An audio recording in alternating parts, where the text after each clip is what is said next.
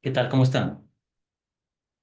Gracias por asistir a este webinar donde vamos a explicar un poco el contenido del curso que va a iniciar el día martes y vamos a aprovechar algunos de los temas que se van a tratar en el curso para hablar un poquito sobre el diseño de hospitales, que es lo que me imagino a todos nos interesa. Diseñar hospitales es probablemente una de las tipologías más complejas que existen. Y esa complejidad muchas veces hace que el diseño sea difícil. Durante muchos años en el Perú se han desarrollado, se han diseñado hospitales de la mano de profesionales que han aprendido de manera empírica, que hemos aprendido de manera empírica. Porque como de repente ustedes no lo saben, pero en nuestro país no hemos tenido, me refiero a muchos años atrás, no hemos tenido posibilidad de tener cursos de capacitación como, como el que vamos a iniciar el día martes, por ejemplo, y en donde nos puedan explicar las bases teóricas, las bases conceptuales, los criterios que hay que tener al momento de diseñar un establecimiento de salud.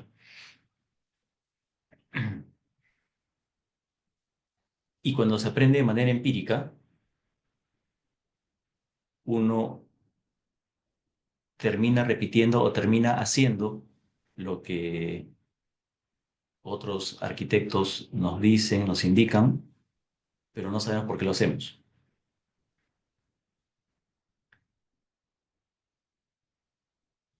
Y en los primeros años de mi ejercicio profesional, pues esa era la única manera en que se aprendía, repitiendo las cosas que nuestros supervisores o que los proyectistas de mayor trayectoria hacían,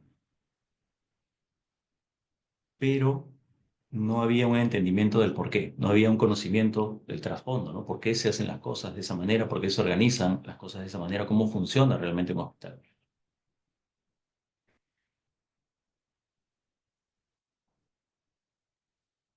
Y cuando uno empieza a entender o a aprender más acerca del diseño de hospitales, se da cuenta que la parte empírica ya no es suficiente, ¿no? Y que necesitas mayores conocimientos, que necesitas profundizar en los conocimientos.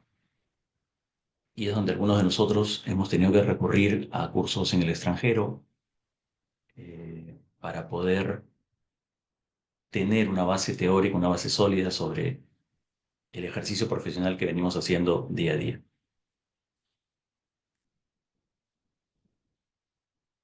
Y a lo largo de estos años de experiencia, he podido comprobar de que el diseño de hospitales es efectivamente una tipología bastante compleja. Y es compleja no solamente por las relaciones funcionales que debemos resolver los arquitectos, sino que porque esas relaciones funcionales no deben dominar la solución formal.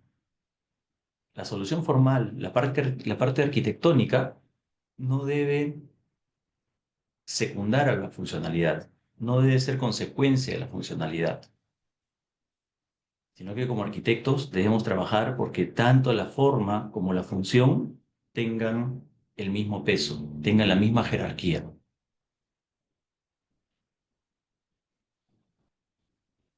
Y a esa complejidad, ¿no? De relaciones funcionales que son muy específicas, de relaciones funcionales que son a veces vitales, que funcionen de determinada manera, porque si no, ponemos en riesgo la salud de los pacientes, la salud del personal asistencial, del personal que trabaja en el hospital, de los visitantes. Le tenemos que sumar además la complejidad de todos los aportes del resto de especialidades, desde las estructuras, eléctricas, sanitarias, mecánicas, comunicaciones y también, ¿por qué no?, la especialidad de seguridad. Entonces, eso hace que un proyecto hospitalario sea un proceso bastante cambiante, bastante dinámico, en donde hay que resolver muchas cosas al mismo tiempo y para eso se necesita tener un cierto orden, una cierta metodología y además un conocimiento sólido sobre cómo vamos a proceder, cómo debemos proceder, cómo debemos resolver las relaciones funcionales y las necesidades tecnológicas que requiere un edificio hospitalario. Bien, pues dicho esto, a manera de introducción, les voy a pasar a presentar. Por favor, ¿podrían activar la opción para que yo pueda compartir pantalla?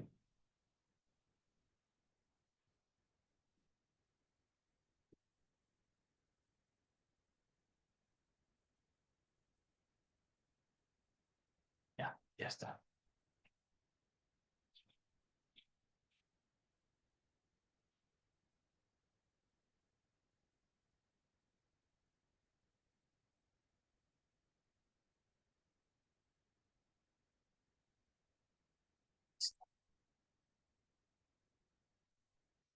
Ahora, antes de empezar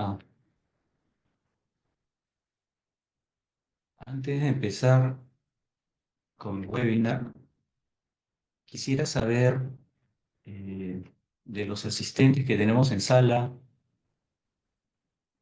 cuántos son arquitectos y cuántos de repente tienen alguna otra profesión.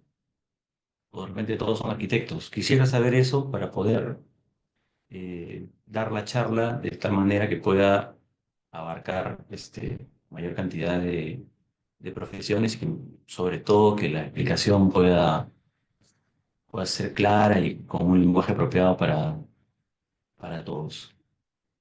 Si somos todos arquitectos, creo que nos entendemos más fácil, pero siempre es bueno saber si hay algún otro profesional.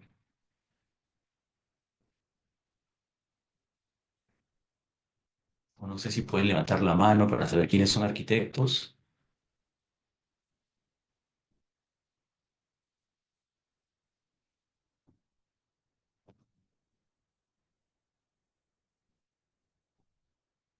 Ajá. Katia Ramírez, arquitecta. A ver quién más. Por aquí veo Milagros Pulpa, también arquitecta. Está el nombre.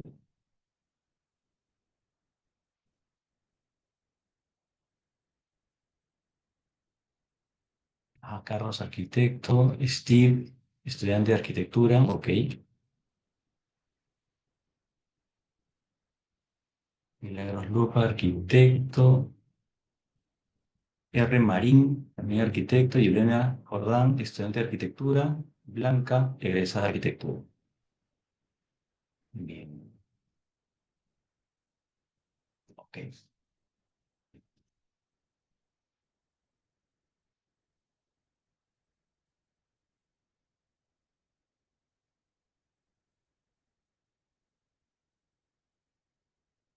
Bien, entonces, en este webinar vamos a ver tres temas que son de los más importantes que uno debe conocer, que uno debe manejar cuando quiere embarcarse en la emocionante tarea de diseñar hospitales.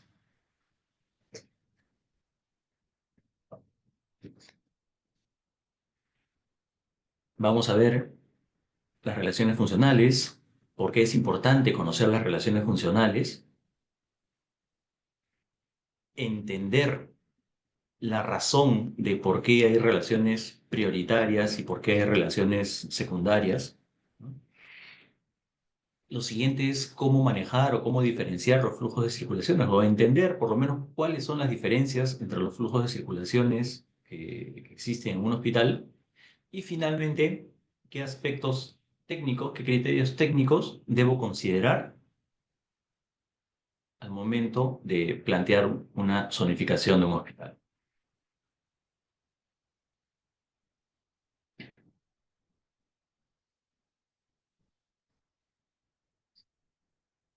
Y cuando yo me voy a enfrentar a la solución de relaciones funcionales de diversas unidades, de diversas UPSS o UPS, es importante que yo identifique cuáles son esos componentes, ¿no? Cuáles son esas unidades que componen toda la cartera de servicios de mi establecimiento de salud. De repente estoy usando términos que algunos quizá no conocen, como UPSS, carteras de servicios. eh, ajá, Blanca egresada de arquitectura.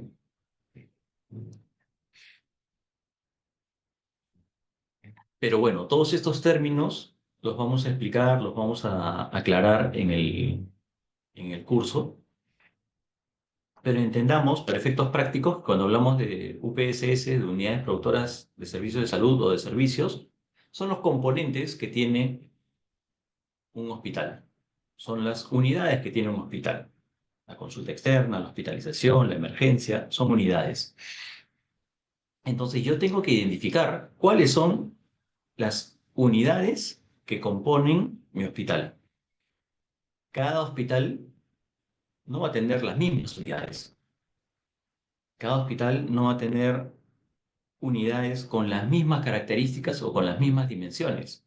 Cada hospital varía, cada hospital es distinto, porque los hospitales y en general los establecimientos de salud son creados a la medida.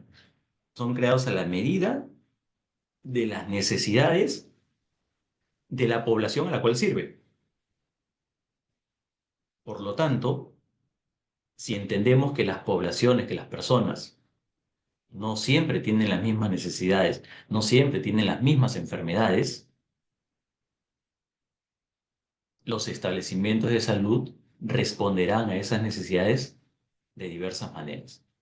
Entonces, habiendo identificado cuáles son los componentes de mi establecimiento de salud, debo estudiar cuál es la relación estrictamente necesaria entre ellos, según el grado de complejidad, según el grado de capacidad resolutiva del establecimiento de salud.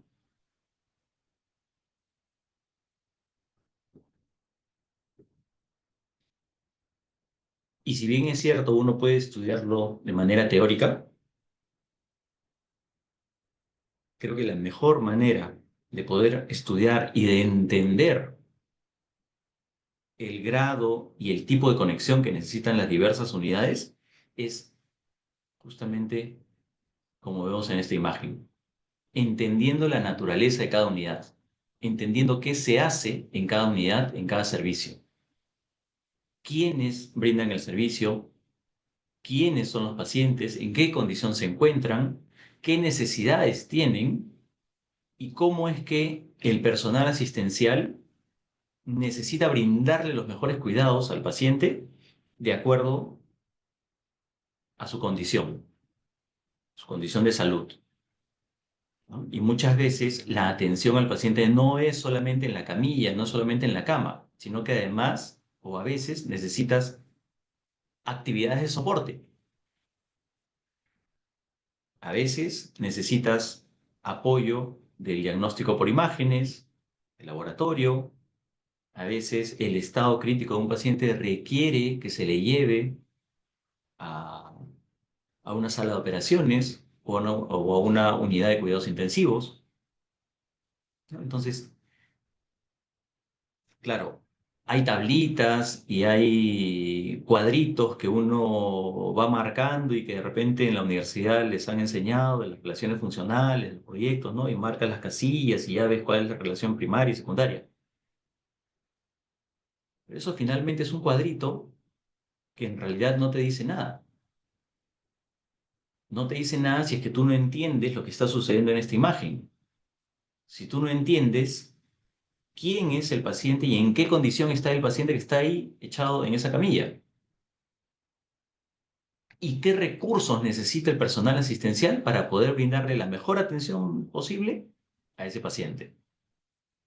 Solo así, entendiendo la naturaleza de cada unidad, es que podremos establecer si queremos en un cuadrito o si no ya de manera mental, porque con el paso de los años ya desarrollamos esa capacidad de tener las relaciones funcionales resueltas en nuestro cerebro de manera inmediata, ¿no? Entonces ya no tenemos dudas de que si la unidad de emergencia está en determinado lugar, la unidad de diagnóstico por imágenes estará lo más cerca posible, ¿no? O que un centro quirúrgico y un centro obstétrico y una central de esterilización trataremos de resolverlas en el mismo piso y de manera adyacente, ¿no? Y por ahí otro tipo de soluciones que ya en nuestro cerebro ya están establecidas porque ya hemos realizado ese ejercicio de establecer las relaciones funcionales a partir del conocimiento, a partir de entender la naturaleza de cada servicio de cada unidad.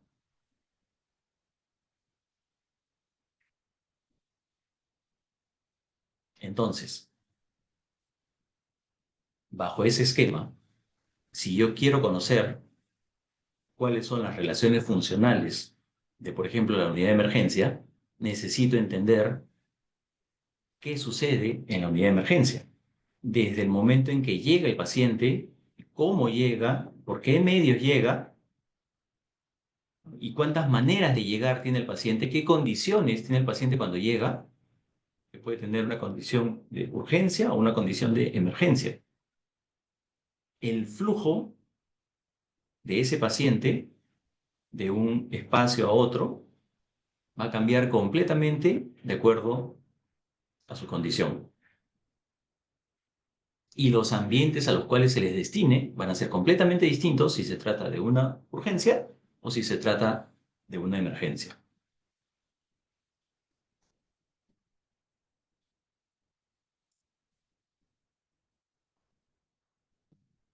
Por lo tanto, habiendo entendido esas dinámicas que se generan en cada uno de los ambientes o en cada una de las unidades, ya podemos pasar a entender o a plantearnos este cuadrito que nos indica mediante esta flecha roja que un paciente puede llegar directamente a la unidad de emergencia. Es una de las pocas unidades a las cuales un paciente puede llegar directamente por su propio medio desde el exterior, ya sea en un vehículo, caminando, como sea, pero puede llegar desde la puerta exterior hasta la puerta de la unidad de emergencia e ingresar a la unidad sin necesidad de pasar por otras unidades previas o por otros espacios previos. Y dependiendo de la condición del paciente, si es una urgencia, pues será derivado a a un tópico,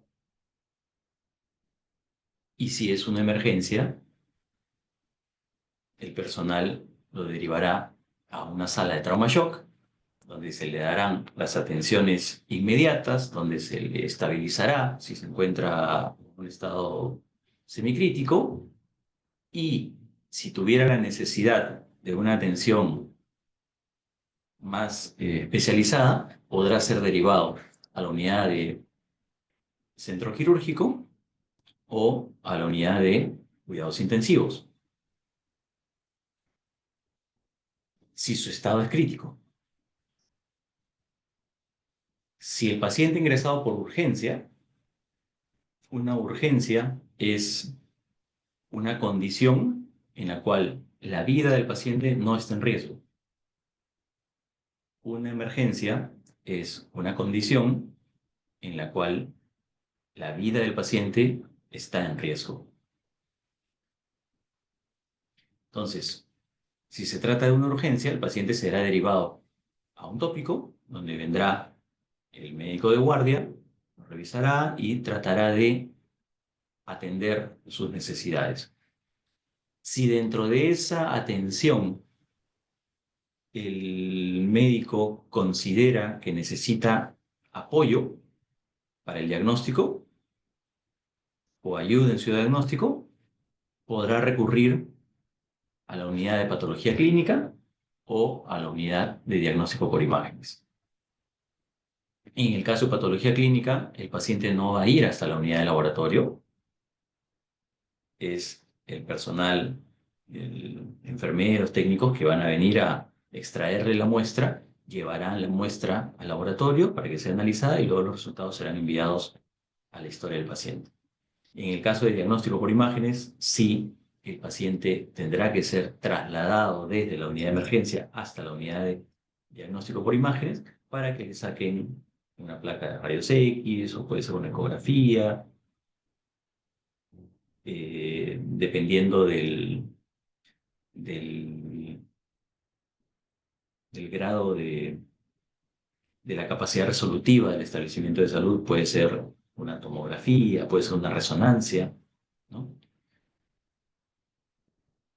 Y una vez que hayan tomado la prueba, el paciente regresa a la unidad de emergencia, ¿no?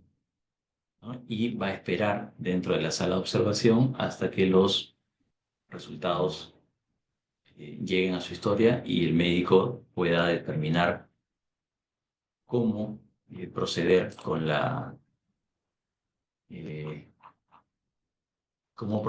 la atención o medicamento del paciente, ¿no?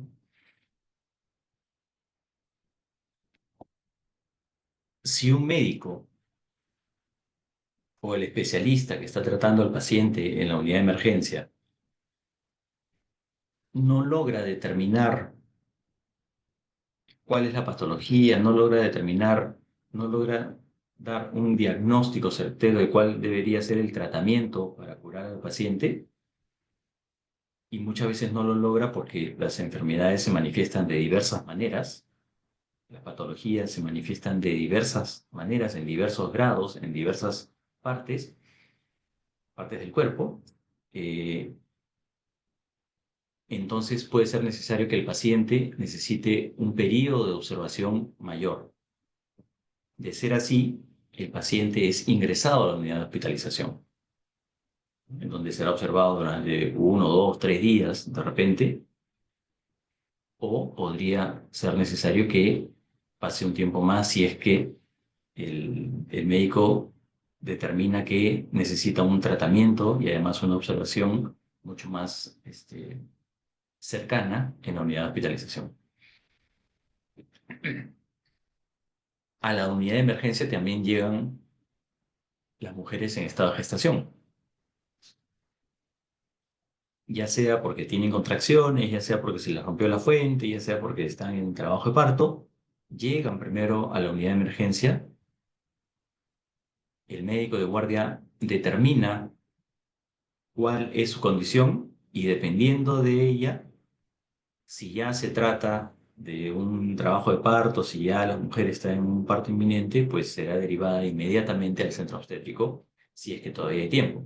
Si no, el parto será atendido en el tópico de emergencia. Entonces, entendiendo lo que sucede entre la unidad de emergencia y estas unidades que he resaltado en la diapositiva, podemos saber que un paciente que necesita soporte tecnológico para que su vida, eh, para que su organismo continúe funcionando, ¿no? Es en la unidad de cuidados intensivos donde hay máquinas que se conectan a las personas cuando las personas no pueden o cuando tienen órganos que de repente están fallando y sin el soporte de estas máquinas, pues no podrían seguir con vida. Necesitan de estas máquinas. Entonces, la unidad de cuidados intensivos es para eso, ¿no? Hay una parte de esta unidad que se dedica ya a una vigilancia intensiva, o a un cuidado intermedio. Entonces, un cuidado intermedio ya no depende, la persona ya no depende de un aparato, de un equipo, para poder seguir con vida, ¿no? Pero así de crítico es. Por lo tanto, la relación que debe haber entre una unidad de cuidados intensivos y una unidad de emergencia, puesto que la vida del paciente puede estar en riesgo, debe ser prioritaria y lo más cercana posible. Para el caso de un centro quirúrgico, de igual manera, si un paciente necesita ser intervenido de emergencia, la relación funcional es inmediata. La proximidad debería ser la más cercana posible, porque la vida de los pacientes está en juego, sobre todo si se trata de un centro quirúrgico y también de una unidad de cuidados intensivos. En el caso de un centro obstétrico, la vida del paciente o de los pacientes no necesariamente está en riesgo cuando se trata de condiciones de parto normal, ¿no? Eh, si fuera el caso y hay una complicación en el parto y digamos que se monitorea a la madre gestante, se monitorea al feto y resulta que está en una condición crítica en donde peligra su vida, esa paciente no va a ser derivada a un centro obstétrico porque no se trata de un parto normal. Va a ser derivada a un centro quirúrgico porque lo que le van a hacer es una cesárea, ¿no? Entonces, la distancia entre una unidad de emergencia y un centro quirúrgico, si bien es cierto, debe ser cercana, y cuando decimos cercana no necesariamente tiene que estar una al costado de la otra, pero pueden estar una inmediatamente encima de la otra, conectadas por un ascensor. Eh, Dependiendo de la condición del paciente, el médico va a evaluar el tiempo que le tomará trasladar al paciente desde la unidad de emergencia hasta que llegue a la sala de operaciones y puedan iniciar la intervención. Aun cuando la proximidad sea adyacente, si el médico determina que ese traslado, que los segundos o el minuto que tarde en llegar un paciente de la unidad de emergencia hasta la sala de operaciones es un tiempo del cual no dispone el paciente por su estado crítico, pues en algunos casos los procedimientos quirúrgicos los tendrían que hacer dentro de la unidad de emergencia. Es más, en algunas unidades de emergencia, dependiendo de la capacidad resolutiva del establecimiento de salud, se pueden ubicar salas de operaciones de emergencia.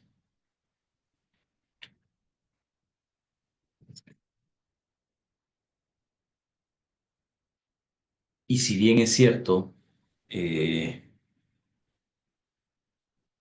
un paciente que es derivado de la unidad de diagnóstico por imágenes, en el diagnóstico por imágenes no va a haber un tratamiento, no se le va a dar la atención para reducir su estado crítico. El diagnóstico por imágenes va a ayudar al médico a saber cómo proceder en su tratamiento, para saber qué tan crítico es su estado y dependiendo de eso, decidir qué tipo de intervención necesita.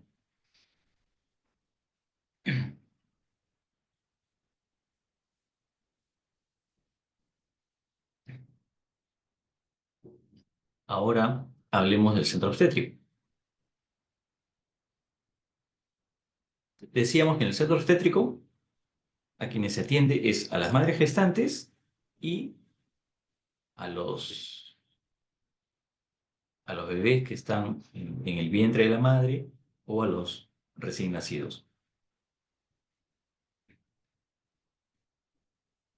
Y en un centro obstétrico se realizan las actividades de monitoreo, se realizan las actividades de dilatación, de parto y de puerperio, que son las tres etapas que toda gestante debe atravesar dentro de su periodo de parto.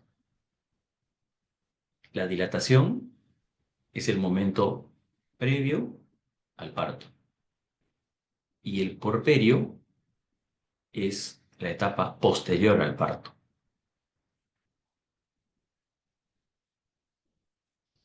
Ya en nuestro país eh, se están diseñando y se están construyendo establecimientos de salud que contienen dentro de los centros obstétricos salas multifuncionales, en las cuales se realizan las tres etapas en el mismo ambiente.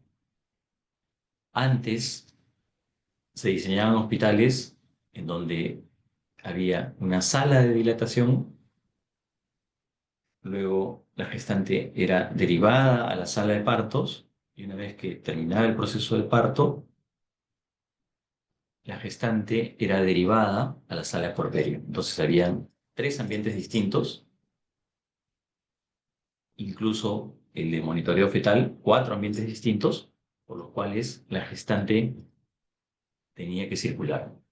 Ahora no, ahora ya no. Ahora es un solo ambiente en donde se realizan todas estas actividades, donde se le monitorea, donde empieza su trabajo, su proceso de dilatación, y cuando ya está lista para dar a luz, nace el bebé y ahí mismo tiene su periodo de porperio para luego ya recién ser derivada a la habitación de hospitalización, ¿no? Entonces, este proceso es el realizar este proceso dentro de un mismo ambiente, dentro de una sala multifuncional, pues hace que la labor de parto sea una actividad mucho más humanizada, ¿no? Tanto para la madre como para el recién nacido.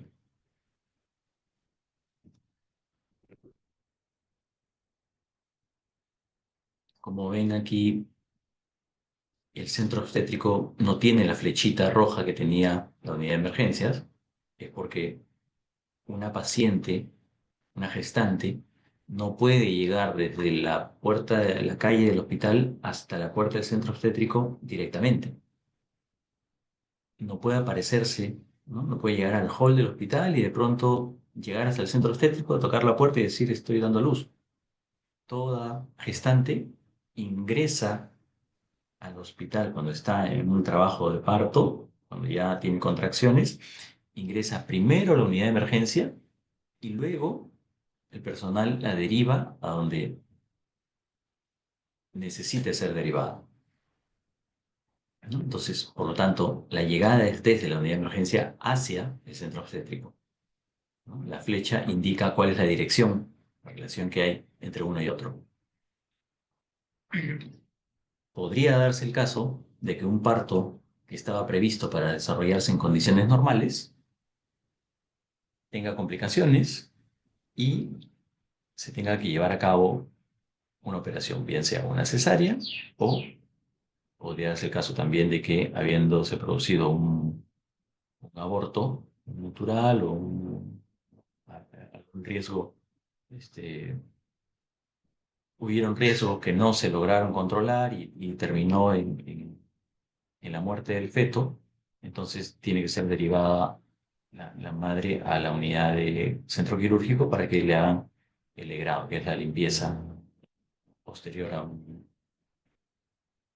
parto, perdón, a un aborto, por ejemplo, ¿no? También la flecha nos indica cuál es el sentido, ¿no? En el cual el paciente es derivado de una unidad a otra. Para el caso de la unidad de hospitalización, la flecha es de ida y vuelta. ¿Por qué? Porque si la paciente llega por emergencia, pasa al centro obstétrico, da a luz, luego es derivada a la unidad de hospitalización.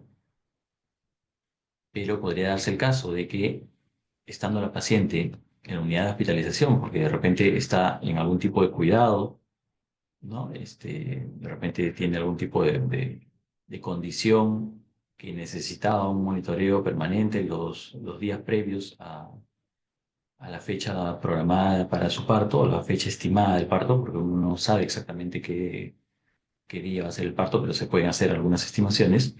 Entonces, podría ser de que esta madre gestante que estaba hospitalizada porque se le necesitaba hacer un seguimiento, ya entre en trabajo de parto, las contracciones se presenten y entonces es derivada a la unidad de centro obstétrico.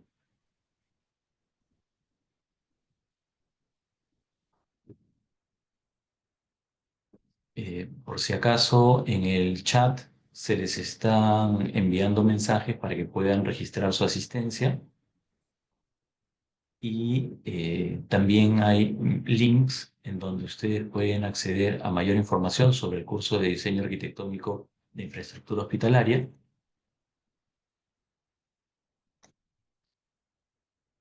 Y claro, al terminar esta, esta pequeña exposición, pues también tendremos un momento como para intercambiar algunas opiniones, intercambiar algunas eh, preguntas y respuestas sobre el tema que hemos visto o también sobre el curso. Para el caso de la consulta externa, es importante entender también cuáles son los procesos, cuáles son los flujos que sigue un paciente, ¿no? Y una de las primeras actividades que el paciente tiene que hacer es sacar la cita, ¿no? Y estamos acostumbrados, o hemos estado acostumbrados durante que, por la naturaleza del sistema de salud de nuestro país, a que las colas para las citas pues son interminables y cuando llegas a la ventanilla, la cita que te dan te la van a dar pues de aquí a 2 meses, 3 meses, en el mejor de los casos, ¿no? Lo cual no necesariamente siempre es así, ¿no? No solamente en el sector privado este, se pueden conseguir citas un poco más rápido, que a veces tampoco nos salvamos de la alta demanda. Recientemente eh, quise sacar cita con una especialidad, con un especialista, y era marzo, todavía era mediados de marzo, y la cita más próxima recién la podía conseguir en junio, y se trataba de una clínica, ¿no? Pero es que ciertos especialistas pues tienen a veces mucha demanda y entonces los días de atención que tienen pues son restringidos y a veces uno tiene que simplemente esperar, ¿no? Pero bueno, hay todo un proceso de admisión y citas y luego ya el día que nos toca la cita, la consulta, pues previo al ingreso al consultorio se suele tener un periodo de espera.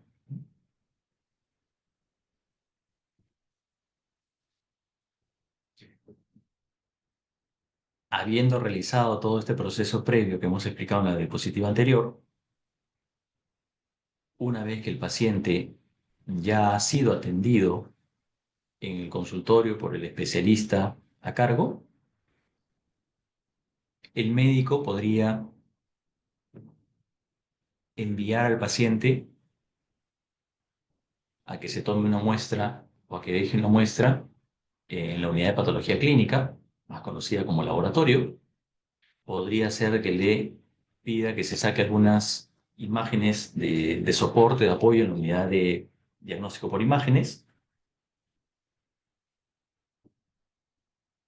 También podría ser que simplemente le han recetado unos medicamentos que deberá tomar por algunos días y entonces deberá dirigirse a la unidad de farmacia y podría darse el caso también de que dependiendo de la condición, de la, de la patología que presente el paciente, puede ser, digamos, como parte del tratamiento, puede ser derivado a la unidad de medicina física y rehabilitación.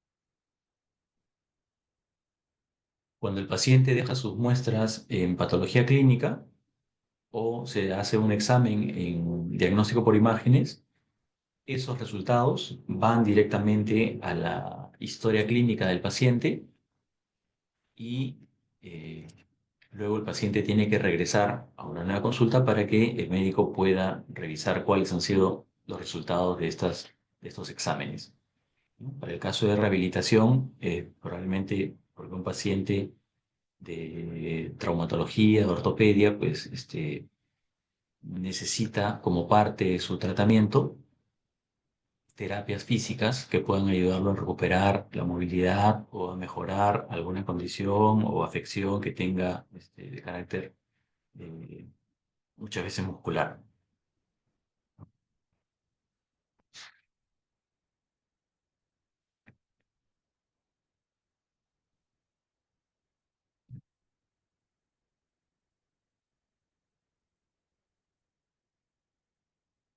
Mm. Dentro de la unidad de rehabilitación, pues se van a hacer varias actividades que tienen que ver con la recuperación física del paciente, desde los trabajos de agentes físicos, en donde puede haber una diversidad eh, de actividades que se dan, o eh, la electroterapia, magnetoterapia, compresas frías, calientes, ¿no? En fin, infrarrojos, etcétera. Hay una serie de dinámicas, de actividades que se dan y eh,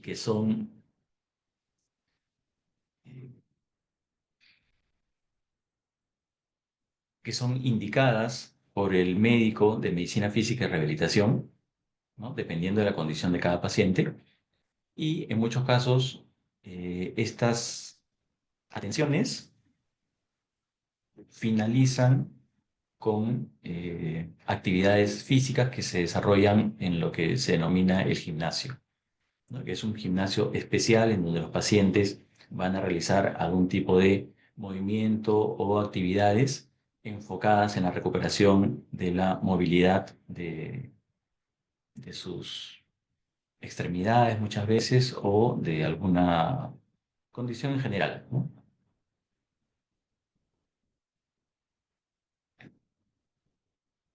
Entonces, en este caso, la unidad de rehabilitación, por las características de los pacientes que acuden a esta unidad, se suele ubicar de tal manera que el paciente pueda llegar a esta unidad desde el exterior, ya sea porque viene en un taxi y es dejado en la puerta del hospital.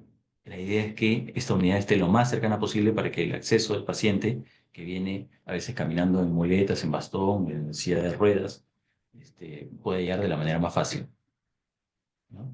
También podría tener un ingreso desde el hall principal del hospital, pero la preferencia es que tenga un ingreso exterior de tal manera que facilite el acceso a los pacientes.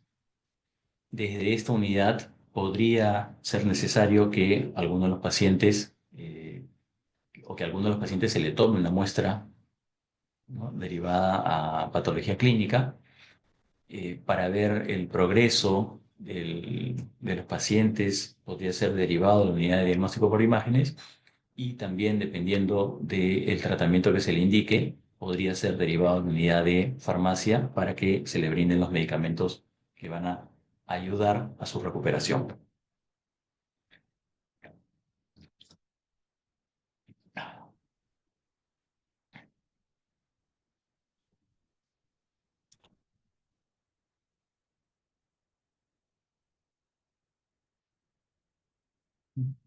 Para el caso de la unidad de hospitalización, es importante entender que esta unidad está comandada por un equipo de enfermeras. Son las enfermeras las que están a cargo de la atención permanente de los pacientes que están en hospitalización. Si bien es cierto, hay un médico tratante que monitorea el progreso de los pacientes, el médico tratante no está permanentemente en la unidad, hace visitas esporádicas, ¿no? Pero quienes están minuto a minuto con el paciente son las enfermeras. Y justamente la imagen de la izquierda nos muestra una estación de enfermeras que está ubicada estratégicamente cerca y delante de las habitaciones de hospitalización para tener una relación visual y funcional mucho más directa con los pacientes.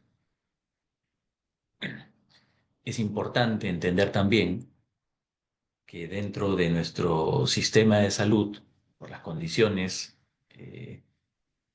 económicas de nuestro país, muchas de las camas o muchas de las habitaciones de hospitalización no se ven como la imagen de la derecha,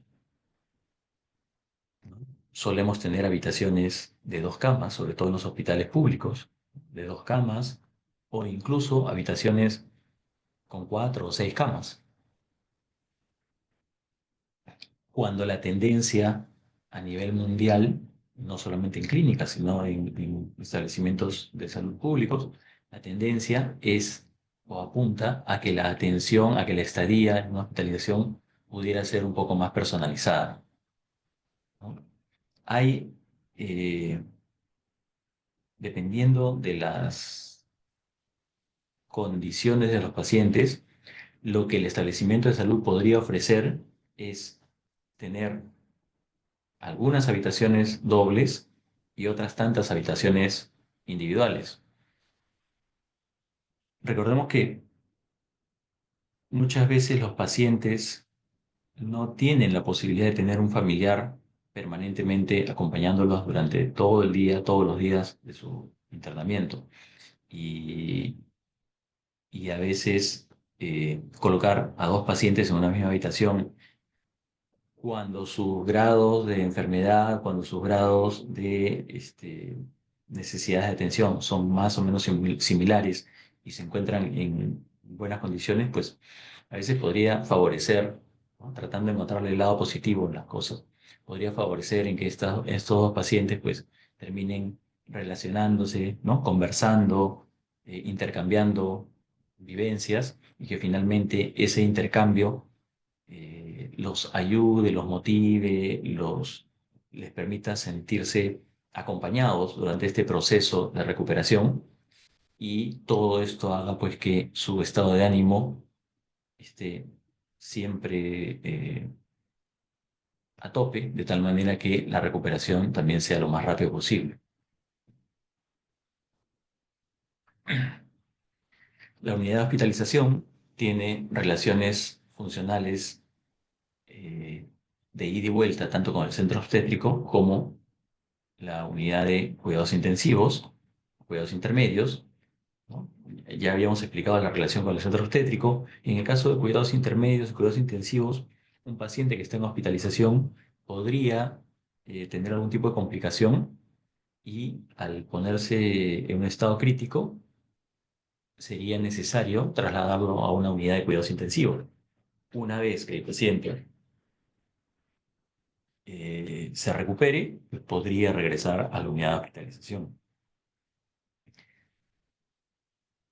Un paciente que se encuentra en la unidad de hospitalización y de pronto su condición empeora de una manera severa y crítica y se determina que necesita una intervención quirúrgica, pues será derivado al centro quirúrgico. Dependiendo de su condición, ese paciente después del centro quirúrgico probablemente será derivado a la unidad de cuidados intensivos y luego ya a hospitalización. Podría darse el caso, dependiendo del tipo de intervención, que el paciente regrese a hospitalización. También es cierto, ¿no? Y en el caso de la relación con la unidad de emergencia, pues habíamos dicho, ¿no? Que cuando un paciente ingresa a emergencia y puede tener una condición en la cual el médico determina que necesita tenerlo presencialmente durante un determinado periodo mayor a las 12 horas para poder observarlo, atenderlo, administrarle los medicamentos y ver su evolución, pues entonces el paciente será derivado a la unidad de hospitalización.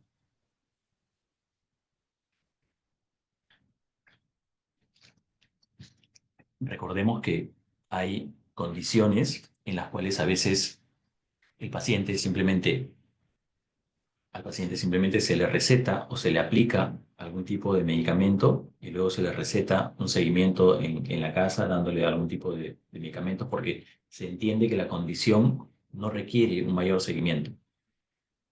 Pero a veces cuando se presentan algunas patologías que son un poco inciertas, el médico considera que es importante administrarle el medicamento cada ciertas horas, pero además que exista un personal preparado y calificado que pueda darle seguimiento a la evolución del paciente.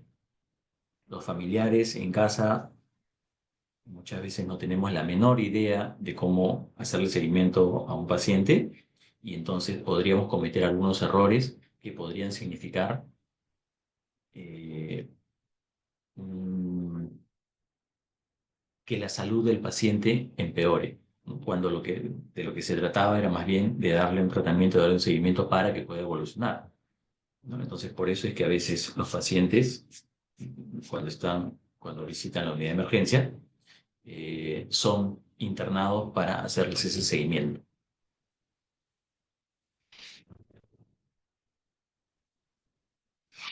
Ahora, cuando hablamos de la unidad de patología clínica, y acá seguimos viendo el tema de relaciones funcionales, ¿no? Por eso es que es importante entender primero todo este mundo casi teórico, ¿no? De casuísticas para entender cómo funcionan, por qué un paciente es derivado aquí o allá, por qué, cuando el paciente es derivado, cuando se deriva solamente la muestra, cuando viene el personal a tomar la muestra y se lleva la muestra, ¿no?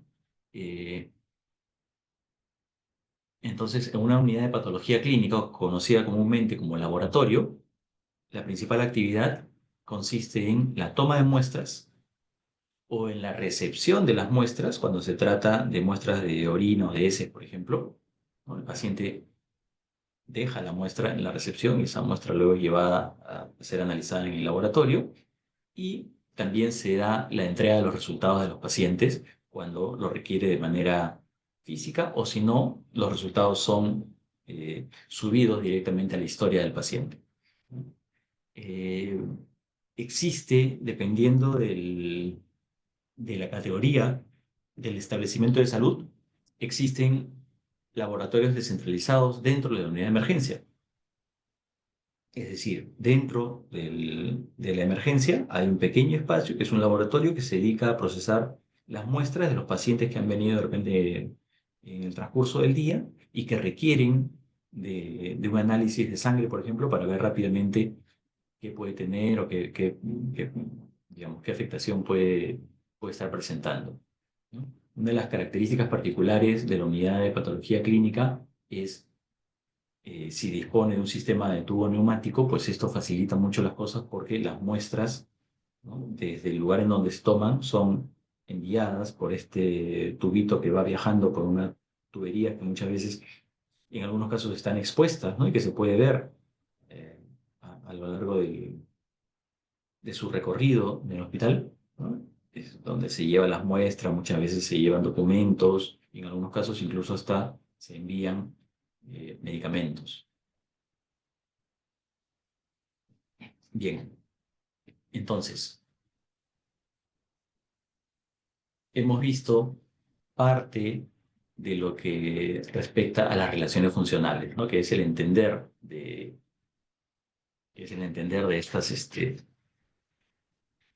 estas dinámicas que se generan entre una y otra unidad.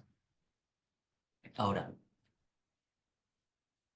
es también importante conocer que dentro de un establecimiento de salud hay 7 tipos de flujos que se van a dar y que son flujos que son distintos unos de otros en el sentido no de que necesitan una ruta diferente, sino que es importante identificarlos para organizarlos de la mejor manera posible, utilizando en algunos casos horarios específicos, ¿no? De tal manera que se reduzca al mínimo la posibilidad de que en un mismo momento se puedan dar muchos flujos dentro de un mismo corredor. Y entonces, para entender esto de los flujos de circulaciones, decíamos que habían 7, ¿no? Que son los pacientes ambulatorios. Pacientes ambulatorios son aquellos que van a hacer uso de la consulta externa, que llegan a la unidad de emergencia, que van a la unidad de farmacia, diagnóstico por imágenes, patología clínica, rehabilitación, banco de sangre, Incluso los pacientes pueden visitar también la unidad de administración cuando tienen que hacer trámites de algún tipo. Tenemos los visitantes, que son aquellos familiares, amigos, conocidos de los pacientes que están internados, ¿no? Y que van a visitarlo en determinados días y horarios permitidos para esta actividad. Por otro lado, ya tenemos a los pacientes internados. Son aquellos pacientes que se encuentran en un proceso de tratamiento y que permanecen dentro del establecimiento de salud por un determinado periodo mayor a las 12 horas.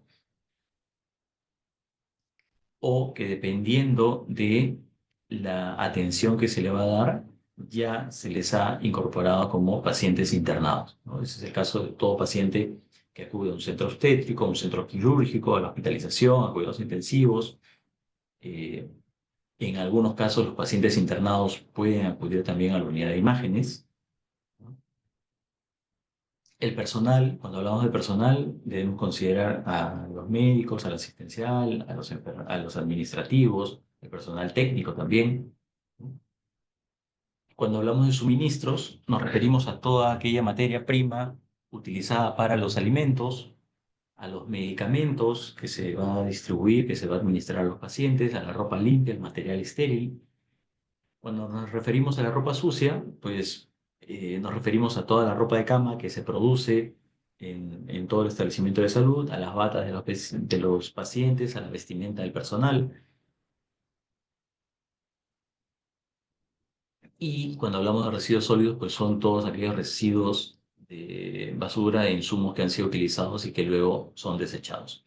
Entonces, para efectos prácticos, ¿no? Decíamos, no es que estos 7 flujos se tienen que dar por 7 caminos completamente distintos. No, podríamos agruparlos en dos grandes tipos de circulaciones.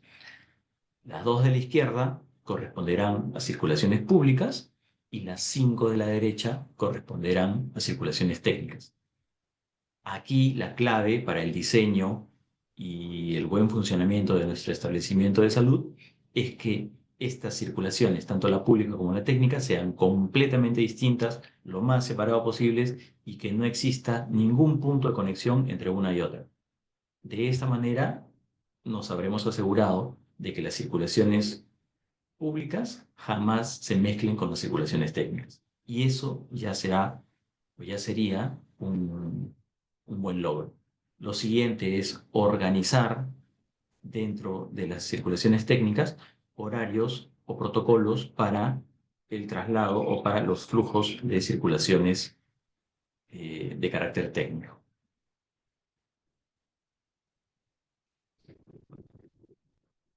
Bien. Entonces,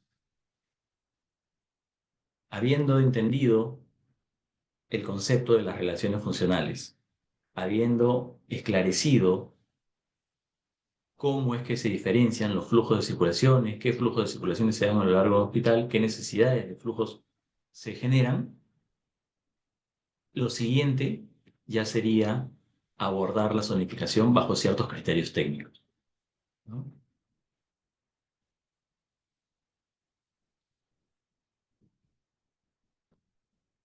Y para abordar la zonificación es importante dar unos pasos previos que, si bien es cierto, en este webinar, por efectos del tiempo, no los vamos a abordar a lo largo del curso que hemos preparado para que se inicie este martes, vamos a ver todas las etapas que se deben cubrir para que el proceso de diseño de un establecimiento de salud se desarrolle de la manera más eficiente y ordenada posible. Eso implica, entre otras cosas, la definición de los accesos, analizar, entender y finalmente utilizar las condiciones del terreno a favor de la zonificación que nosotros queremos plantear. Claro está, tener presente las relaciones funcionales para, al momento de hacer la zonificación, pues que las unidades estén ubicadas o emplazadas de acuerdo al grado de relación, al grado de intensidad, a la intensidad de relaciones que van a tener unas unidades con otras. Y como todo arquitecto, las dimensiones siempre las debemos tener presentes. En tal sentido, cuando zonificamos, la dimensión de las unidades, el tamaño de las unidades, va a tener un efecto determinante en el espacio que va a ocupar, que puede ser en un nivel, en dos niveles, dependiendo de qué tipo de unidades se tratan, y también de la modulación estructural que se acomode a las necesidades del proyecto.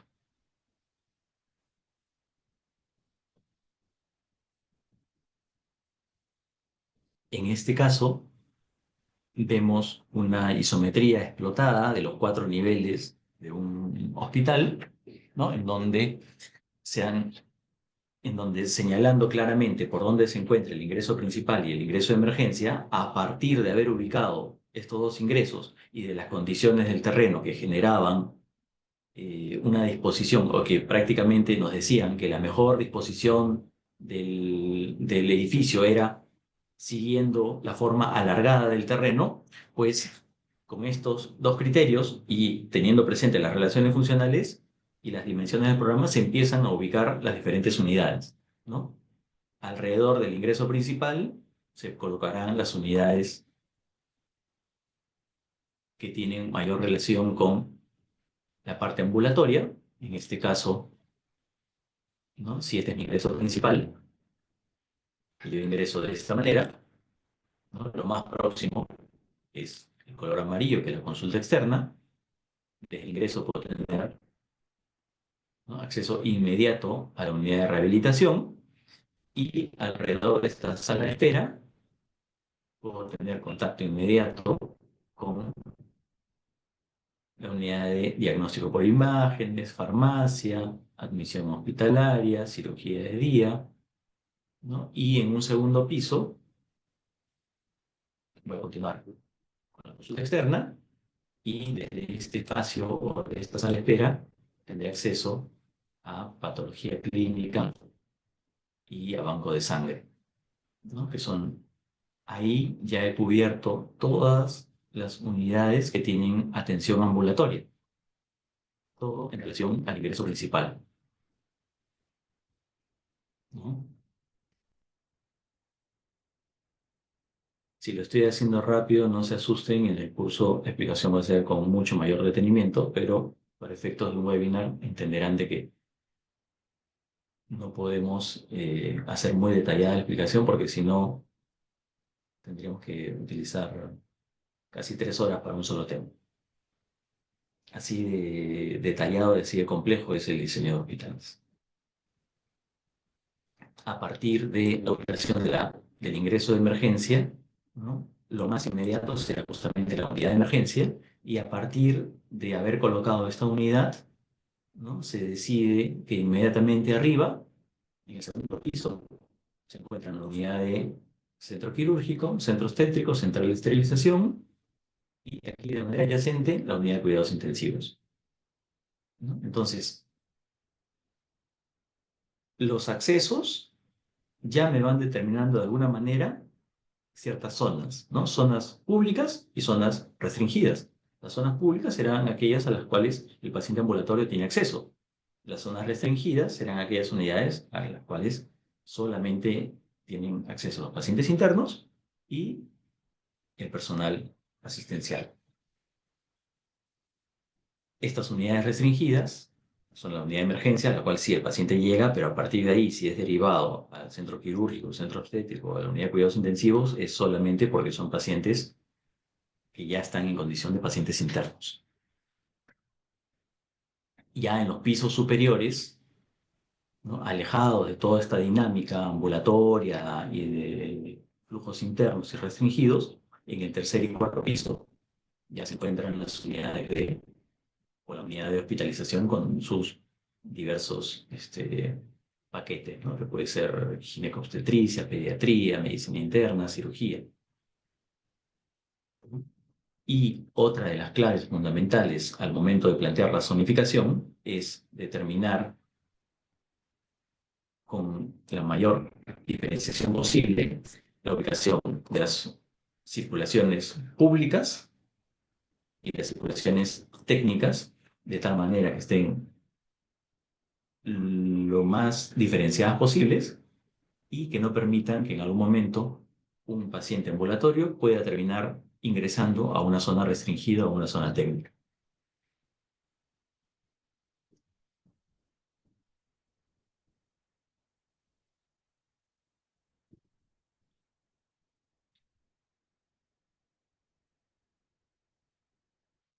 Y acá lo que vemos es esa isometría ya desarrollada en planta, ¿no? En donde a partir del ingreso público se desarrolla alrededor de este patio de esperas el ingreso a las unidades ambulatorias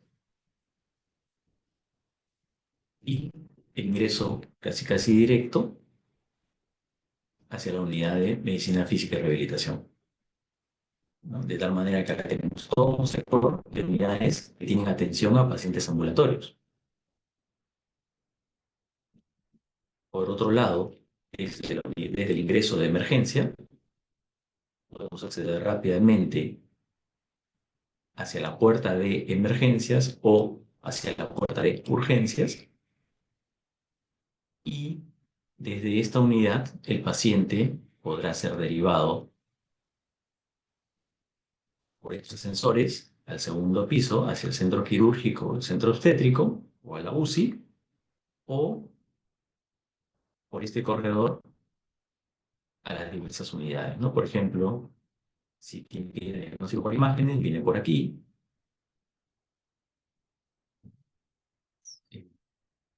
Si tuviera que ir a, a cirugía, usaría este sensor, ¿no? De tal manera que, por ejemplo, desde la unidad de emergencias, el paciente puede llegar rápidamente a diagnóstico por imágenes sin atravesar la zona pública, sin cruzarse con un paciente ambulatorio, ¿no? ¿Por qué? Porque hemos logrado diferenciar adecuadamente las circulaciones técnicas, circulaciones restringidas, de las circulaciones públicas que se encuentran aquí en la escalera y aquí en el ascensor, o los ascensores públicos. Y todo lo demás es un sistema de circulaciones técnicas que conectan todas las unidades,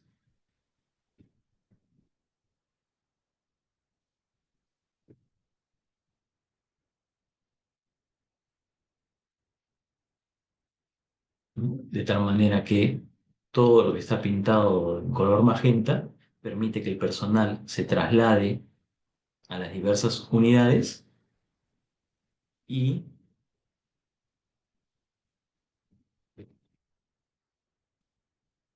mientras que el público ingresa a las unidades ambulatorias por esos lugares, de tal manera que nunca se cruzan. Nunca hay un cruce de circulaciones público con técnico, ¿no? Y cuando se dan, en algún momento cuando se dan, es porque ya se encuentran dentro de un corredor en donde el acceso es restringido, es controlado. Es decir, a este corredor de consultas externas, por ejemplo, los, los médicos, ¿no? Pueden circular en cualquier momento, pero a este corredor solamente ingresan los pacientes que van a ser atendidos, que son llamados ya para un determinado consultorio y que van a ser atendidos, ¿no? Entonces, solamente vamos a encontrar a ciertos pacientes que en algún momento están circulando por ese corredor. Todos los demás pacientes están esperando su turno de atención aquí afuera, ¿no? Solamente cuando el que es llamado para atención entra al corredor y luego se dirige al consultorio, ¿no? Entonces, de esa manera se controla el acceso a la unidad de consulta externa.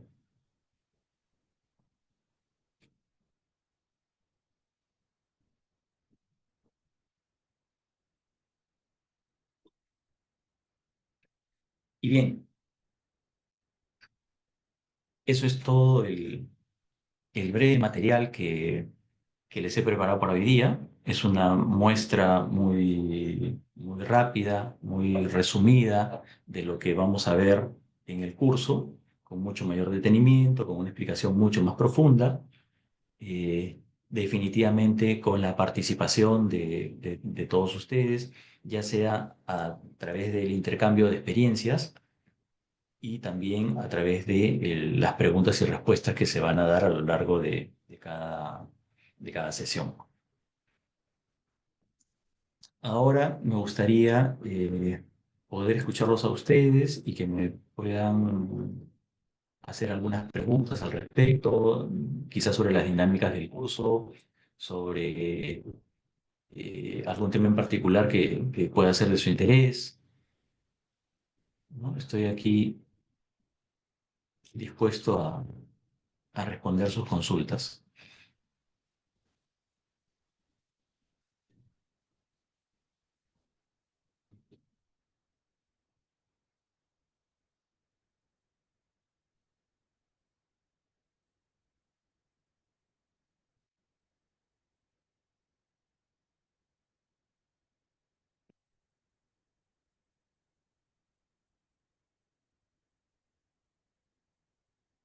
¿Me confirman si los participantes pueden activar sus micrófonos o en todo caso, si pueden hacer las consultas a través del chat? También no hay ningún problema, yo las puedo leer.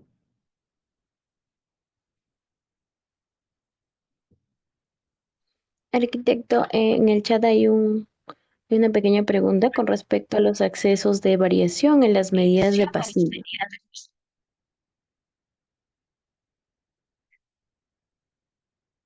Eh, con respecto a los accesos, ok, aquí tenemos que diferenciar algunos términos y eso es justamente una de las primeras cosas que vamos a hacer también en el curso, ¿no? Saber de que hay terminología que se aplica para cuando se habla de diseño de establecimientos de salud y que es importante utilizarla adecuadamente, ¿no? Porque a veces se pueden generar confusiones. Cuando hablamos de accesos es una cosa, cuando hablamos de pasillos o corredores es otra. Cuando hablamos de accesos nos referimos sobre todo a los accesos externos, el acceso público, el acceso de emergencia, el acceso de servicio. Y esos accesos tienen dimensiones mínimas. Sí, dimensiones mínimas para una reja, que pueden ser 1,80 si es para el ingreso ambulatorio, 3 metros de reja cuando se trata de ingresos vehiculares, ¿no? Como mínimo 3 metros, dependiendo de la cantidad de vehículos. Para el caso de la emergencia, se suelen colocar ingresos vehiculares de 6 metros de ancho y ingresos peatonales que pueden ser de 1,20 m como mínimo, ¿no? Eh, Ahora, cuando ya hablamos de corredores, los corredores están estandarizados con un ancho mínimo. Los corredores que son para uso de pacientes, ya sean ambulatorios o internos, están estandarizados con un ancho mínimo, que para el caso del segundo nivel de atención es de 2,40 m para pasillos en general y con ciertas excepciones, como el corredor que accede desde la puerta de emergencia hasta hasta los tópicos de emergencia. Ese corredor debe tener 2,80 m como mínimo, lo mismo que el corredor de hospitalización, que también tiene que tener 2,80 m.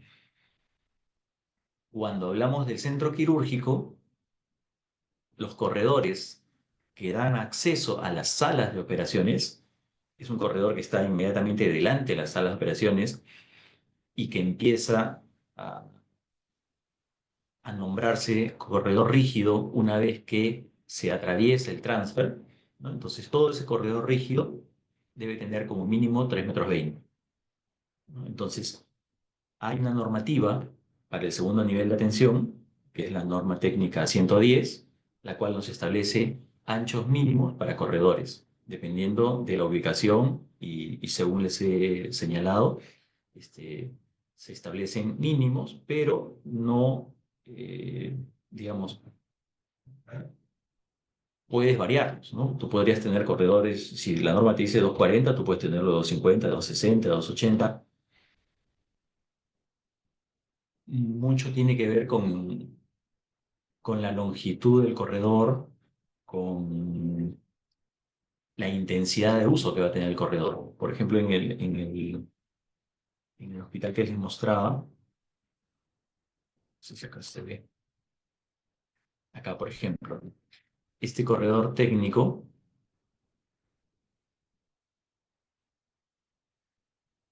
todo este corredor técnico era el corredor por el cual todo el personal, todos los pacientes iban a circular y por lo tanto se decidió que el ancho mínimo de este corredor no sería los 240 que indica la norma, sino que sería como un ancho de 3 metros, ¿no? De tal manera que en algún momento, si considerando la cantidad de pacientes que tenemos en observación, la cantidad de pacientes que tenemos en tópico, la cantidad de salas de operaciones que teníamos en el segundo piso, que eran 6 salas, ¿no? Y la cantidad de camas de UCI que teníamos también en el segundo piso, que creo que bordeaban las 20 o 25 camas. Entonces, por el volumen de pacientes y la longitud, se decidió que el corredor fuera un poco más amplio, ¿no? Entonces, aquí lo que hay que controlar es básicamente cumplir con los mínimos normativos y a partir de ahí, si queremos colocar mejoras o ampliar dimensiones, se pueden hacer siempre y cuando haya una justificación de por medio. Este, Patricia, no sé si he respondido a tu pregunta, no sé si a eso te referías. Si no, por favor, me lo vuelves a aclarar en la pregunta, acá en los comentarios. Blanca nos dice, en un nivel 1-4, en el caso de las personas internadas, ¿cómo sería en el caso de su alimentación? Necesita una zona de cocina. Eh, si nosotros revisamos la norma técnica del primer nivel de atención, que es la norma 113, en efecto, para la unidad en general, dentro de las unidades del establecimiento, no figura la unidad de nutrición y dentro de la unidad de internamiento no hay ningún ambiente de repostero. ¿Qué sucede? Sucede, entre otras cosas, que la normativa que está vigente en este momento en nuestro país ya tiene 15 años de antigüedad.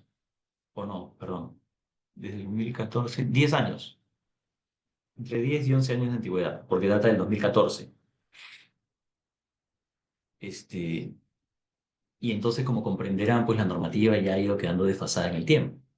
Seguramente la normativa no era perfecta, tenía ciertas omisiones y a lo largo de todos estos años, esas omisiones cada vez se hacen más evidentes.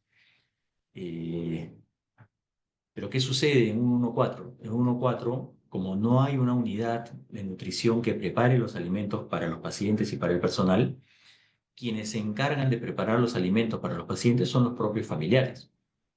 Estos familiares llevan los alimentos a los pacientes y lo que se suele colocar dentro de una unidad de internamiento de un establecimiento de salud 1.4 es un ambiente denominado repostero, en donde ahí se puede hacer, donde se puede calentar la comida o dejar la comida refrigerada y en el momento en que el paciente necesite tener su alimentación, podría ser el mismo personal, si es que el familiar no está, el personal quien se encargue de llevarle los alimentos. El personal de alguna manera tiene que cotejar que los alimentos que se le están entregando sean adecuados para la condición del paciente, ¿no? Entonces, es importante y es por eso que se incluye dentro de la disposición de ambientes, aun cuando la norma no lo indica, por funcionalidad, se suele incluir este ambiente de repostero, ¿ya? No es una cocina específicamente, no se preparan alimentos, lo que se hace es colocar este repostero dentro de la unidad de internamiento para que los familiares lleven ahí los alimentos y a partir de la revisión que pueda hacer el personal, ya pueden ser distribuidos al paciente que corresponde. Juliana nos dice, una consulta, ¿debe haber una circulación para servicio y personal técnico o médico o pueden ser la misma circulación para ambos? Puede ser la misma circulación para ambos, ¿no?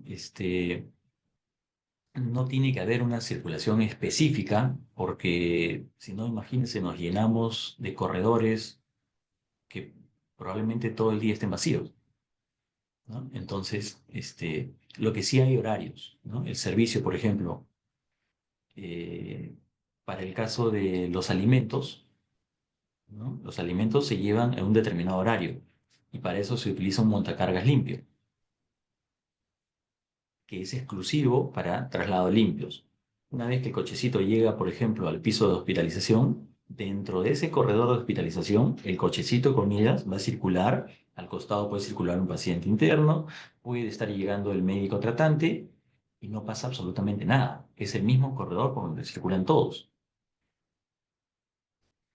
Cuando traslado la ropa sucia o cuando saco los residuos sólidos, la ropa sucia, todo va debidamente embolsado, ¿no? De tal manera que se trate de eh, reducir al máximo la posibilidad de contaminación cruzada o que se genere una contaminación, una infección intrahospitalaria.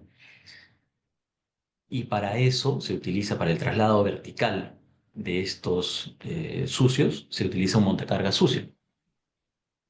Pero dentro de los corredores, el corredor técnico, por ahí es donde van a circular prácticamente todos al mismo tiempo, ¿no? Solamente que en muchos casos en horarios específicos, ¿no?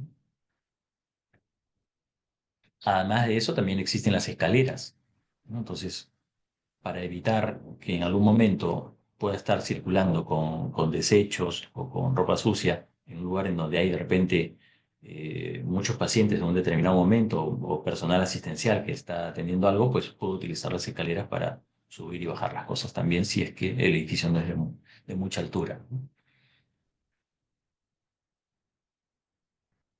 Milagros nos dice, eh,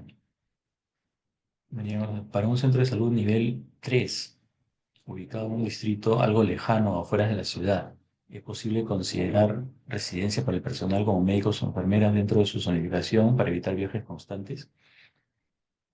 Eh, a ver, entendiendo que te refieres al tercer nivel de atención, ¿no? Ya estamos hablando del nivel más complejo que hay, ¿no? Dentro del sistema de salud hay tres niveles de atención. El tercer nivel es el más complejo. Y un establecimiento de salud del tercer nivel ya incluye sí o sí una unidad de residencia, porque entre otras cosas, estos establecimientos de salud en muchos casos son establecimientos docentes, por lo tanto van a tener residentes, ¿no? Incluso desde el segundo nivel de atención ya podríamos encontrar también residentes y desde el primero, en un 1.3, un 1.4, ya podríamos encontrar también una unidad de residencia. Así que este, sí, y no solamente cuando se trata de lugares alejados. Podríamos encontrarlo en hospitales que están acá dentro de la ciudad, tranquilamente. ¿Por qué? Porque el concepto no es tanto que el hospital esté alejado de la zona urbana. El concepto es que el residente puede vivir en cualquier otra ciudad, provincia o región del país y viene, se traslada al establecimiento de salud para hacer su residencia. Por lo tanto, para brindarle las comodidades necesarias de alojamiento y entre otros, es que los hospitales o los establecimientos de salud suelen tener una unidad de residencia. ¿De acuerdo?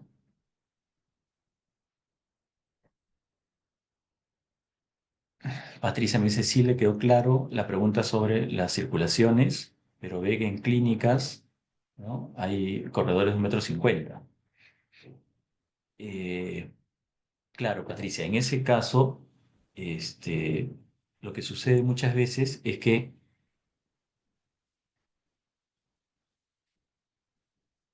por algún motivo, no parece, por algún motivo las clínicas o el diseño de las clínicas, la aplicación de la normativa no es tan estricta como en los establecimientos públicos. Y no ha sido así desde hace mucho tiempo atrás, entre otras cosas porque en una municipalidad quien revisa los proyectos no necesariamente es o no necesariamente era un arquitecto especialista en salud. Muchas veces era el arquitecto que estaba asignado a una determinada comisión. ¿no? Y bueno, pues a veces de repente se les ha pasado el conocimiento de la normativa, han creído que aplicando el Reglamento Nacional de Edificaciones será suficiente, o incluso porque alguna normativa anterior no establecía ciertas dimensiones mínimas para, no solamente para corredores, sino para ambientes.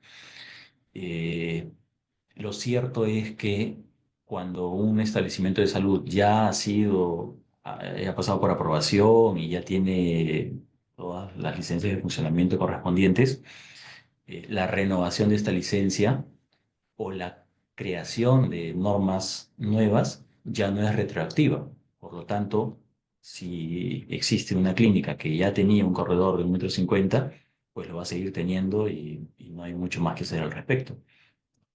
Hace unos cuantos meses tuve la oportunidad de entrar en condición de paciente a una clínica y este, como no podía quedarme quieto en la cama, pues salí un rato al pasillo, caminar a ver y efectivamente pues era un pasillo que no tenía los 2,40 m mínimos, mucho menos los 2,80 m que requiere para internamiento. Seguramente tenía 2,20 m, que era lo que antes se utilizaba, o 2 metros.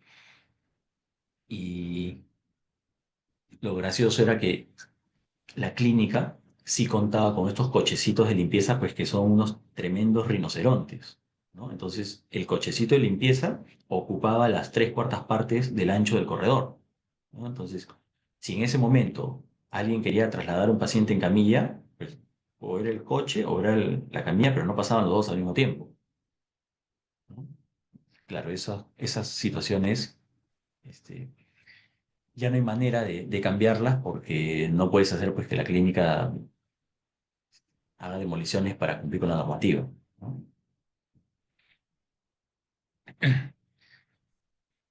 Frini nos dice, si un proyecto a nivel de viabilidad no consideró la UPSS centro quirúrgico en el PMF, ¿es posible que se corrija este error a nivel de expediente técnico? Si un establecimiento de salud no ha previsto con- contemplar un centro quirúrgico en su PMF, es porque en el momento en que se hizo el estudio de viabilidad, para la demanda y para las necesidades de la población, no se consideraba necesario un centro quirúrgico, ¿no? Entendiendo de que el estudio de viabilidad ha sido bien elaborado, ¿no? Entonces se determinó que para la ubicación del establecimiento de salud, para la población a la que atendía, no era necesario, ¿no? Y que por lo tanto ese establecimiento de salud debería tener una categoría tal que no requiera tener un centro quirúrgico. Por eso es que existen los establecimientos de salud 1.1, 1.2, incluso hasta el 1.3 o el 1.4, que no tienen centro quirúrgico. Cuando tienen centro quirúrgico ya estamos hablando del segundo nivel, con algunas excepciones por ahí, ¿ya? Porque un 1.3 puede tener centro quirúrgico siempre y cuando sea ambulatorio, ¿no? Pero eso ya es otra cosa que está más orientado a clínicas que a establecimientos de salud públicos, ¿ya? Entonces, si el estudio de preinversión determina que a través del PMF que no requiere un centro quirúrgico, en un expediente técnico no se puede modificar un PMF.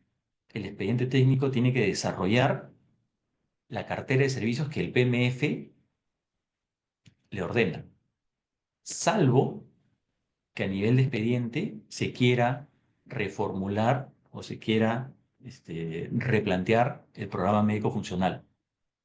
Pero eso ya es meterse en más problemas porque replantear un programa médico funcional puede tomar un tiempo determinado que no lo va a absorber ningún expediente técnico. ¿De acuerdo? Estamos hablando de cosas sobre todo si se trata de un centro quirúrgico, ¿no? Es un cambio muy dramático. Estamos hablando prácticamente de un establecimiento de una categoría distinta. Juliana Jordán nos dice, para el diseño de hospitales, según la norma técnica, te indica las unidades que debe tener según nivel de atención, pero en un caso especial en el diseño se quiere agregar alguna unidad de un nivel superior. ¿Cambiaré la categorización? ¿Se debe cumplir al pie de la letra las unidades según la categorización? Ok. A ver, tenemos que entenderlo de esta manera. Habíamos dicho que todos los establecimientos de salud se hacen a medida, ¿no? Yo no hago un establecimiento de salud porque se me ocurre decir, voy a hacer acá un hospital, acá voy a hacer un instituto, acá voy a hacer... No, se hace un estudio de preinversión. Ese estudio de preinversión arroja cuáles son las necesidades de un determinado establecimiento de salud. Dependiendo de la estrategia que pueda tener el ente rector, puede decir, mira, yo acá lo que necesito es un hospital cabeza de red, y porque quiero atender una población determinada, no sé qué, y entonces en base a eso se hace el estudio de preinversión y se determina cuál es la cartera de servicios que ese establecimiento de salud debe brindar, de acuerdo a un plan estratégico, ¿no? O sea, no es que yo, como ente, digamos, el MINSA dice, ya, yo necesito fortalecer mi red del primer nivel de atención, voy a crear centros de salud, voy a hacer estudios de preinversión para establecer mis centros de salud, y de pronto uno de ellos me va a resultar en un hospital de nivel 3. No, eso no va a suceder así. O sea, ya yo tengo una planificación previa, ya sé más o menos que necesito centros de salud de cierto nivel, con cierta cartera de servicios, y entonces ese estudio de preinversión me va a arrojar un programa médico funcional o un PMF que me va a decir cuál es la cartera de servicios y cuáles son incluso hasta la cantidad de consultores y especialidades que va a tener mi consulta externa, la cantidad de tópicos y salas de observación y camillas de observación que va a tener mi emergencia y la cantidad de camas que va a tener mi internamiento, entre otras cosas, ¿no? Entonces, yo no puedo, o sea, cuando dices se quiera agregar alguna unidad de un nivel superior, es simplemente no se puede, porque los hospitales, los establecimientos de salud no se hacen de esa manera, los públicos por lo menos, porque estamos hablando que ese estudio de preinversión que ya determinó una cartera de servicios ya pasó por una aprobación que tiene que ver con un compromiso financiero. Entonces el Ministerio de Economía y Finanzas ya dijo, ok, yo te puedo financiar esto, o de alguna manera ya se estableció cómo se puede financiar el costo de ese establecimiento de salud. Añadirle, agregarle una unidad más, implica modificar ese costo, con lo cual puede ponerse en riesgo la viabilidad, la sostenibilidad del proyecto a futuro, ¿ya? Entonces, no es que se quiera agregar una unidad en especial, no se puede, no se debe hacer eso. Si se quiere hacer eso por algún motivo de fuerza mayor, se tiene que volver a hacer un estudio de preinversión.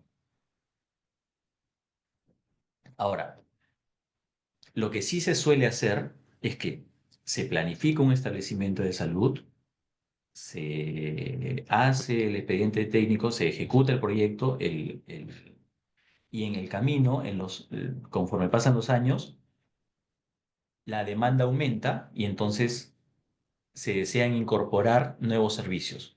Cuando ya existe la demanda, el establecimiento puede incorporar, habiendo hecho un estudio de preinversión, puede incorporar nuevos servicios. Si alguno de estos servicios implica eh, la necesidad de subir de categorización, entonces se realizará, ¿no? Entonces yo puedo decir a un 1.4, ¿no? De pronto voy a ampliar la cartera de servicios, voy a hacer un nuevo expediente porque voy a colocar una unidad de centro quirúrgico, no sé qué, no sé cuántos, entonces tengo que resolver todo ese edificio para que siga funcionando como uno solo, construir todo eso para que funcione como uno solo, y entonces recién decir, ok, esto que era un 1.4, ahora que tiene todos estos servicios, ya se puede categorizar como un hospital de nivel 2.1, por ejemplo, ¿no? Para cada categoría, la norma 021 establece cuáles son los servicios obligatorios que debe tener ese establecimiento. En tanto yo cumpla con eso, puedo pedir la categorización o la recategorización, que es distinto a que un establecimiento de salud deba tener todas las unidades que aparecen en la norma. Eso es completamente distinto. No es necesario. Dependiendo de la categoría, yo puedo tener simplemente los servicios que son de carácter obligatorio. El resto podría no tenerlos. Podría no tener todos los servicios que dice la normativa, porque la normativa lo que me establece es un estándar. Me dice, para el segundo nivel, todas estas son las unidades que puede tener un establecimiento de salud. No que debe tener, sino que puede tener. ¿Qué es lo que es mandatorio y obligatorio? Seguir el PMF. El PMF es el que me va a decir exactamente cuál es la cartera de servicios que debe brindar mi establecimiento de salud. Y en base a esa cartera de servicios, luego yo voy a obtener la categorización.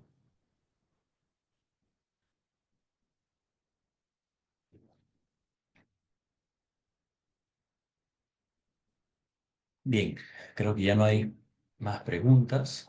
Espero haber atendido eh, sus consultas de la manera más apropiada posible. Han sido preguntas interesantes, y en la medida en que en el curso podamos tener preguntas de ese tipo, pues el curso va a ser mucho más enriquecedor, va a ser mucho más interesante también para todos, para mí también, porque de una u otra manera siempre se aprende con el intercambio de experiencias, con aclarar dudas, pues uno también termina teniendo mayores certezas a veces, ¿no? Y por qué no, en algún momento, pues me podrían también corregir y enseñar algo nuevo. Así que para mí siempre es un placer tener intervenciones a lo largo de los cursos, de las charlas. Eh, ya estamos llegando al fin del webinar. Eh, los invito nuevamente a que si no se han matriculado, pues puedan hacerlo. El curso está estructurado, como les decía, de tal manera que sesión a sesión vamos a ir abarcando cada una de las etapas, cada uno de los procesos que metodológicamente se aplica o que aplicamos acá en nuestro estudio para el planteamiento de proyectos de establecimientos de salud.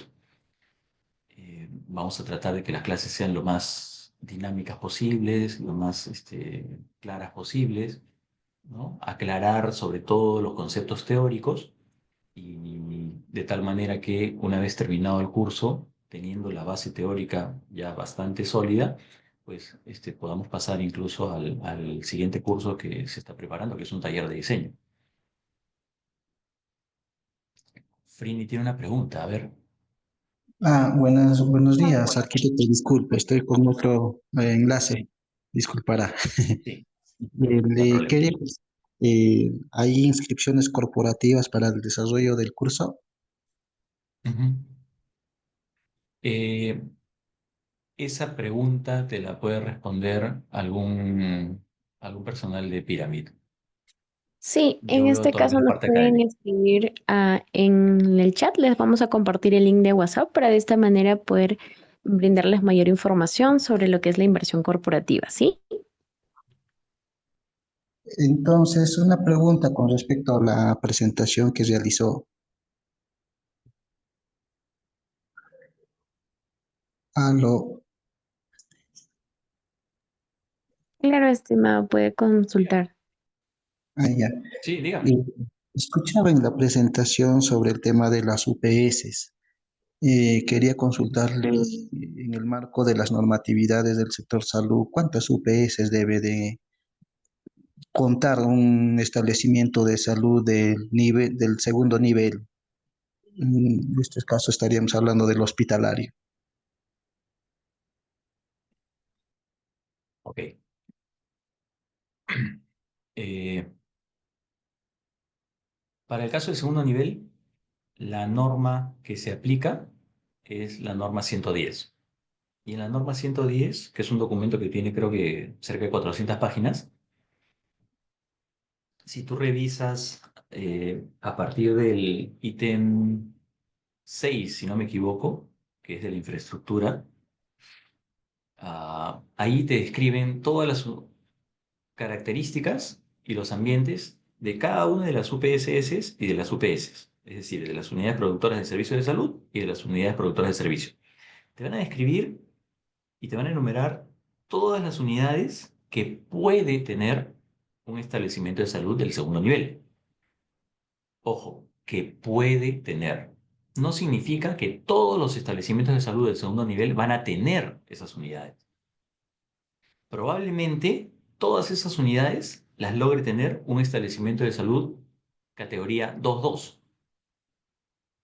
¿Por qué? Porque dentro del segundo nivel hay tres categorías: el 2E, el 2.1 y el 2.2. La norma te enumera todas las unidades que llegará a tener un establecimiento de salud 2.2. ¿De acuerdo? Pero un 2.1 y un 2E no necesariamente tienen que tener todas. ¿De qué va a depender? Va a depender del programa médico funcional que se haya elaborado para cada uno de esos establecimientos. ¿Por qué? Porque cuando tú revisas la norma técnica 021, que es de categorización, te dice cuáles son las unidades de carácter obligatorio para un establecimiento categoría 2E, las de carácter obligatorio para un establecimiento de salud 2.1 y las de carácter obligatorio para un 2.2, que son distintas. Por lo tanto, la norma técnica 110 no es la norma que tenemos que utilizar cuando queremos saber qué unidades debe tener un establecimiento de salud. El documento que tenemos que utilizar para saber qué unidades debe tener un establecimiento de salud es primero el PMF. El PMF te brinda la cartera de servicios que demanda ese establecimiento de salud. Y luego lo podemos cotejar con la norma 021 para saber esa cartera de servicios a qué categoría corresponde.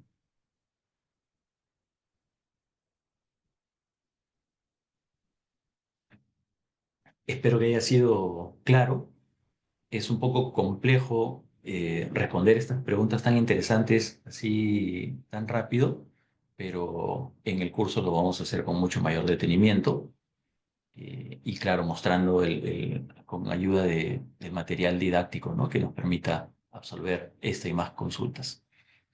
Bien, les agradezco la atención, les agradezco la participación, sobre todo el interés por las preguntas que han planteado y espero verlos el día martes, los que ya están inscritos y los que no se han inscrito todavía, pues los invito a inscribirse, que ya falta poco para el inicio y tanto el equipo de Pyramid como quien les habla, pues estamos muy entusiasmados de iniciar este primer curso de diseño de establecimientos de salud y esperemos que sea uno de muchas versiones más.